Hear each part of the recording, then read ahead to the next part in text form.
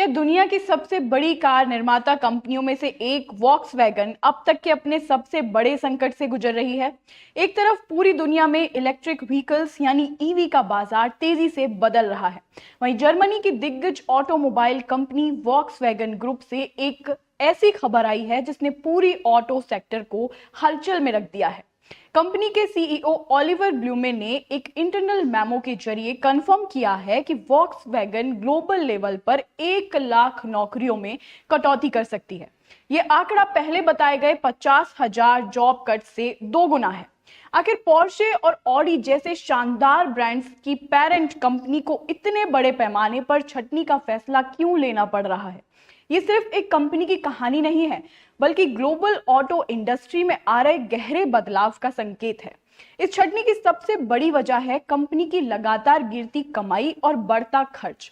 आंकड़ों पर नजर डालें तो साल 2023 में वॉक्सवैगन का ऑपरेटिंग प्रॉफिट 22.6 बिलियन यूरो था, जो 2024 में गिरकर 19.1 बिलियन यूरो रह गया और पिछले साल लुढ़ककर महज 8.9 बिलियन यूरो पर आ गया। ये गिरावट कोई मामूली बात नहीं है। सीईओ का साफ कहना है कि उनके कॉम्पिटिटर्स के मुकाबले वॉक्सवैगन का खर्च 20% ज्यादा है। इस कॉस्ट डिसएडवांटेज को कम करने और मार्केट में टिके रहने के लिए खर्चों में कटौती अब मजबूरी बन गई है। लेकिन इस भारी नुकसान के पीछे असली कारण क्या है? इसके 2 सबसे बड़े कारण चाइनीज मार्केट और अमेरिकी नीतियां हैं। एक समय चीन वॉक्सवैगन के लिए सबसे प्रॉफिटेबल मार्केट था, लेकिन इस साल के शुरुआती 6 महीनों में वहां सेल्स 26% गिर गई हैं। कम प्रोडक्शन कॉस्ट और नई टेक्नोलॉजी के दम पर चीनी ईवी कंपनियों ने यूरोप सहित इंटरनेशनल मार्केट्स में वॉक्सवैगन के प्रॉफिट मार्जिन्स पर तगड़ा प्रहार किया है।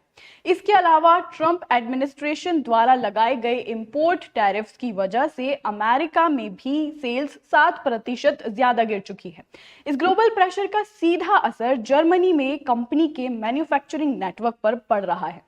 जिवाकाउ, एम्डन, हैनोवर और नेकर्सलम स्थिर 4 बड़े प्लांट्स के भविष्य पर तलवार लटकी है। इनमें से कुछ प्लांट्स इलेक्ट्रिक कार प्रोडक्शन के लिए इस्तेमाल होते हैं, लेकिन इन्हें चलाना अब काफी महंगा साबित हो रहा है। मैनेजमेंट प्लांट बंद करने की बजाय इंटेलिजेंट सॉल्यूशन तलाश रहा है, लेकिन अभी तक कोई ठोस विकल्प नहीं मिला है। इसी वजह से जर्मनी में लेबर यूनियंस बड़े पैमाने पर विरोध प्रदर्शन शुरू कर दिए हैं। हालांकि कुछ इंडस्ट्री एक्सपर्ट्स का मानना है कि 1 लाख का ये भारी आंकड़ा ट्रेड यूनियंस के साथ नेगोशिएशन की रणनीति चाल हो सकती है और फाइनल कट्स कम हो सकते हैं। वजह चाहे जो हो, ये घटनाक्रम साफ दिखाता है कि आज के हाईली कॉम्पिटिटिव कार मार्केट में सिर्फ बड़ा ब्रांड होना काफी नहीं है।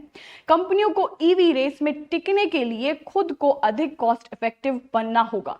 वॉक्सवैगन का ये कदम स्पष्ट संकेत है कि ग्लोबल ऑटो इंडस्ट्री एक बड़े ट्रांसफॉर्मेशन से गुजर रही है और भविष्य में अन्य कंपनियों में भी ऐसे बड़े फैसले देखने को मिल सकते हैं।